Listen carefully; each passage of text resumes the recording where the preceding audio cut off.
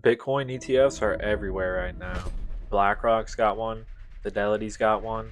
Wall Street is suddenly obsessed with Bitcoin after years of calling it a scam. But here's the question everybody wants to know. Should you actually buy a Bitcoin ETF, or are you just paying bankers to hold your Bitcoin while they pocket all the fees? By the end of this video, you'll know exactly if you should buy a Bitcoin ETF and if you shouldn't. And I want to hear what you guys think, so comment down below. If we can get this video to 1,000 views and 100 likes, I'm going to be giving away $20 in Bitcoin.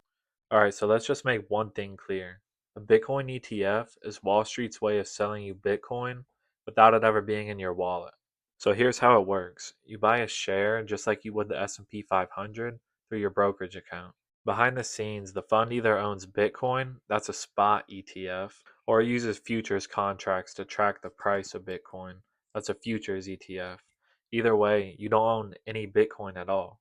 It's like saying you own gold because you bought the ticker symbol GLD. You don't actually own any gold. You just own a piece of paper. Try asking for delivery. Nobody's actually coming. That's the same with Bitcoin ETFs. An ETF gives you exposure to the price and the returns, but you don't actually own the Bitcoin, the valuable asset. Now, I'll give credit where it's due. These ETFs actually do solve real world problems. So, first, they're easy. You can buy Apple stock, and now you can buy a Bitcoin ETF. You don't have to have it in a wallet. They're also regulated. Custodians are audited, and their funds are tracked. And for people who don't trust themselves with this kind of stuff, this would be a great fit. So, in a way, they kind of make Bitcoin legit. Because if BlackRock is buying billions, it's no longer a digital scam, it's an asset class. For a lot of people, Bitcoin ETFs are the only way that they'll ever touch Bitcoin. Like your parents, your uncle, or maybe even your grandparents. They're not opening up a wallet and buying Bitcoin. They're going to get on their Fidelity account and click a button. ETFs are just in a way you kind of don't have to get involved in the whole thing, but if you want exposure to the returns, it's great. So now let's flip it. What is so bad about Bitcoin ETFs? So the first one sums it all up for me, and it's exactly why I'm not the biggest fan of them. You don't own any Bitcoin at all. The custodian does. You're trusting Wall Street with your money. This is exactly what Bitcoin was trying to get away from. I'm not a big fan of the fees either. Most spot ETFs will charge 0.20 or up to 0.30 a year. And I know what you're thinking. That sounds pretty small, but over years that adds up to thousands of dollars. BlackRock and Fidelity now own billions in crypto. They don't care about the decentralized network or anything like that. They're only in it for the fees and nothing else. It kills the whole ethos. Bitcoin was made to get away from banks. Now the banks are selling it to us. That's crazy to me. If Satoshi came back out of nowhere and saw that people are buying Bitcoin ETFs, I don't think he'd be the biggest fan of it. It defeats the whole purpose of Bitcoin. My honest opinion, I think these banks see the value of Bitcoin, but as we all know, the returns are getting smaller and smaller each year. So another way that they can profit from it is making those fees. Now, I know we touched on this earlier, but this is pretty important if you're looking to buy one of these ETFs. So spot ETFs like BlackRock's IBIT or Fidelity's FBTC actually own and hold Bitcoin.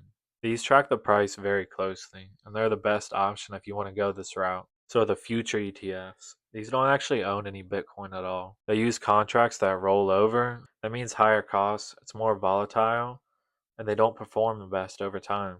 So I'm just going to say this. If you're considering a Bitcoin ETF, please make sure that's a spot Bitcoin ETF. Futures ETFs are basically just Wall Street's way of gambling on Bitcoin. So by this point in the video, you're either going to stay away from Bitcoin ETFs or you're actually considering one.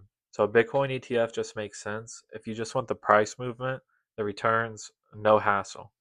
I figured it'd be common in a lot of older people to throw it in their retirement account. And I know a lot of people out there don't trust themselves financially, and they might have somebody else take care of that kind of stuff. So a Bitcoin ETF doesn't make sense if you want full control. And I'm in that position myself. Or if you actually want to use Bitcoin, if you use it or spend it, or if you have it locked up in a wallet somewhere, don't get an ETF. And the last one is if you just don't want to pay any fees for holding an asset. At the end of the day, it's all about priorities. Do you want convenience or do you want to take control of your money? Because you can't have both with an ETF. Buying a Bitcoin ETF just makes you an investor, like any other stock or ETF out there. In my opinion, I think if you have full faith in Bitcoin, I think you just hold Bitcoin. I don't think you go the ETF route unless you're looking to sell those and take the profit off the table. I might look into getting a Bitcoin ETF myself because I'm never going to sell my personal Bitcoin. So if I want to take any returns off the table, I'm going to sell that, not the Bitcoin that I hold in my wallet. One last thing, ETFs change Bitcoin completely. They bring massive capital in, but they also bring the banks in. That means fewer coins floating around the market, more coins locked in Wall Street vaults, and you're putting the power in the hands of financial giants. I see some people calling that bullish and hoping that Bitcoin's going to skyrocket, but other people kind of think it's a trap and it's going to stay where it's at. Either way, it proves one thing: Bitcoin has gone completely mainstream. If you want to look at it as good or bad, that's up to you. But at the end of the day, Bitcoin's gone crazy. It does bring a lot of hope into Bitcoin though, because a lot of the older generations, when they're sitting and watching the TV now, the news, they're hearing about this stuff. It's no longer a scam. If Wall Street has it, everybody else should be in too. So now it's on you. Are you team ETF or are you team self custody? This video can get 1,000 views and 100 likes when we send $20 in Bitcoin to somebody who drops their take in the comments. So smash the like button, hit subscribe, comment below. Stay tuned for the next one.